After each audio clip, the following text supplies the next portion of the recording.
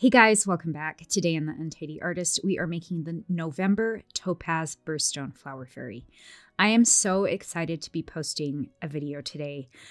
I just reached 150,000 followers on YouTube. I'm super excited and I just wanted you all to know how much I appreciate you. I appreciate your support, your kind words, and I couldn't have done it without you. So thank you so much. This has been a busy month. November is my birthday. I also launched 2 flower fairy kits, a holiday kit that's limited edition and an angel kit. You can find the link for both of those in my Etsy shop below. For those of you that have been patiently waiting for this tutorial, thank you for your patience. I hope you love this fairy doll as much as I do. If you enjoy this, give it a thumbs up, and if you haven't subscribed, please do. It really helps me out a lot. Okay, let's get started. The first thing we need is a flower, and I found this gorgeous flower a few months ago when I planned this fairy at Michael's craft store. It was part of their fall collection. I'll see if I can find something similar and link it below. When I held this fairy up to the camera, I noticed it had some water damage. Didn't notice that before, but it's fine. We'll work around it. You'll need some thread. I have this really pretty burnt orange color and some gold. I have, of course, my Austrian crystals. These are the topaz. I have been using the Swarovski crystal birthstone mix, and I found out, sadly enough, this month, that Swarovski is no longer making tiny rhinestones for crafting. So I will link something similar below. We have some E6000 glue and a toothpick to apply the rhinestone. You could also use craft glue. I have this darling little sequin rhinestone embellishment.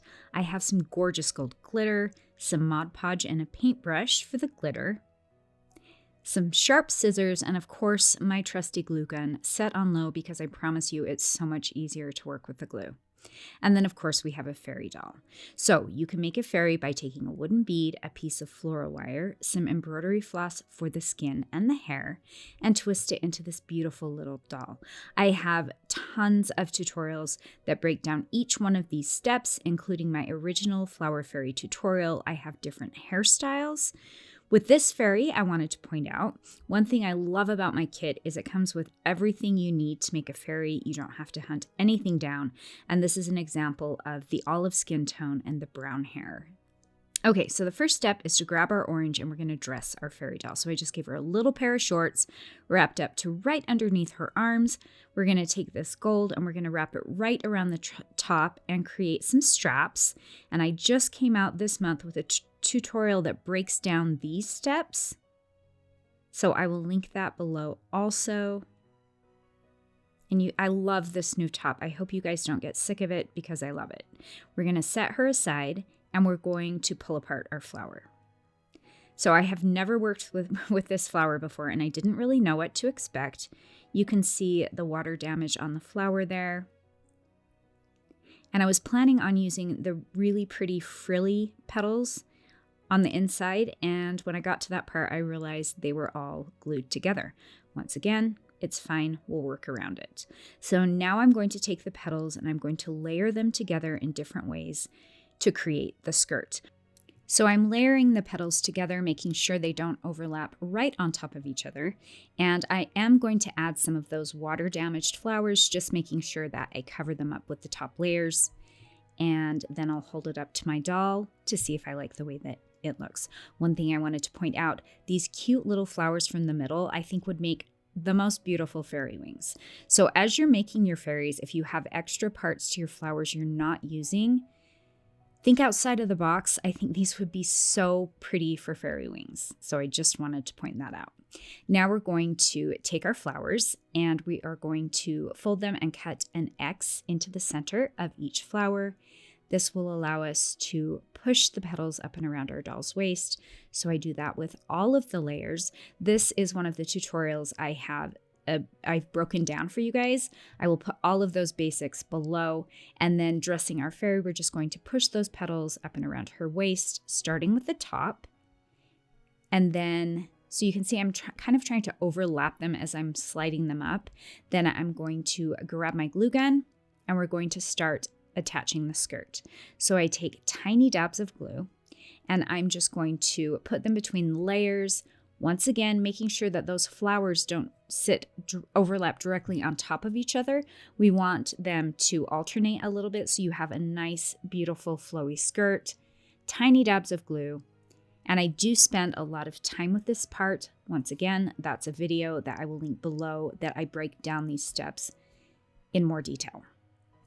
And all of a sudden, I saw this rogue piece of gold thread. So before I finished gluing her skirt together, I took my glue gun, and to solve this problem, I tried wrapping it around her shoulder and then to the back again. It didn't want to, so I just pulled it straight to the back. And then I love using the tip of my glue gun to melt down glue that's already there. So that's what I did with this part.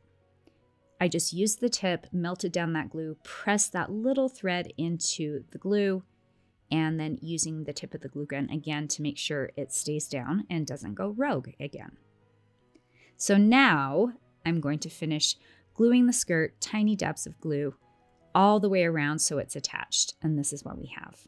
And it's so pretty and just elegant.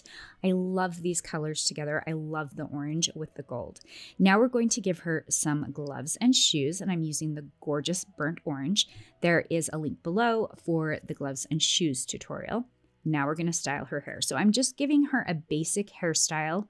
Push down the bead, add a small dab of glue at the top where the wire meets the thread, and I'm going to loop it up and around.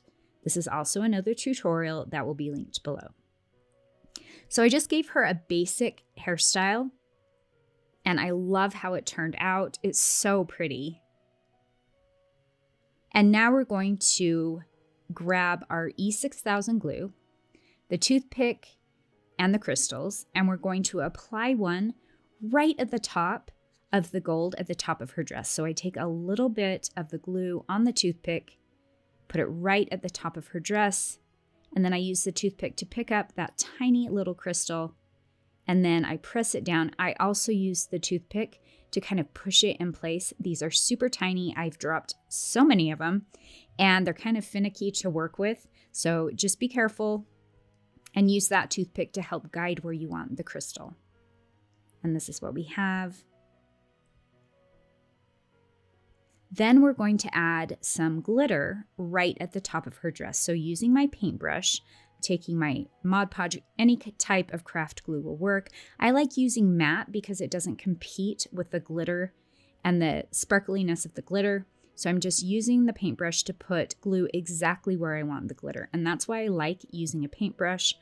Pro tip for the paintbrush, after you use it with glue, wash it out. I've learned this the hard way. I'm sure I could salvage the paintbrushes I've ruined, but just a good tip, make sure you wash it out right after you use it. Then I'm taking that glitter, sprinkling it right over the glue. Hopefully you guys don't make as big of a mess as I always do with the glitter. And then I can go back, add a little bit more glue and a little bit more glitter where I want it. And yes, there is a trail of glitter from my craft room up the stairs to my living room. And this is what we have. And I just love how it kind of ties the gold, the top of her dress. So pretty and sparkly. Now I'm going to grab that little rhinestone flower, and I wish I could link this below. It's one of my favorite accessories for fairy dolls. The company has gone out of business, and I promise you I've searched far and wide to try and find somewhere that sells something similar, and as of right now, I just haven't. I found bigger ones, but the size of this just works perfectly. So I just took a tiny dab of glue, and I'm just attaching that on the side of her head, and it just adds this really pretty sparkle. I also love the green in the leaves. Then I'm going to go back to my crystals. I'm taking my glue again, and I'm going to add some crystals around some of the layers. So I put 4 crystals around the top layer, and then I decided to kind of tie it all together, and I added 4 more crystals to the bottom layer of her dress. You can see I'm using the toothpick to really press that crystal into the glue, and it works really well. And that's it, guys. We're all set. What do you think? I'd love to know in the comments below. Happy birthday to all of the November birthdays. Once again, thank you for being patient with me. Thank you again for your support. I'm really excited to be offering Flower Fairy kits now because it really solves a lot of the problems of rounding up all the supplies. The link to my Etsy shop is below. Thank you guys so much. I appreciate your support. Once again, I wouldn't be here without you. I love teaching. I love doing different crafts and sharing them with you, and just know how much I appreciate your support and your kind words, and we'll see you guys next time.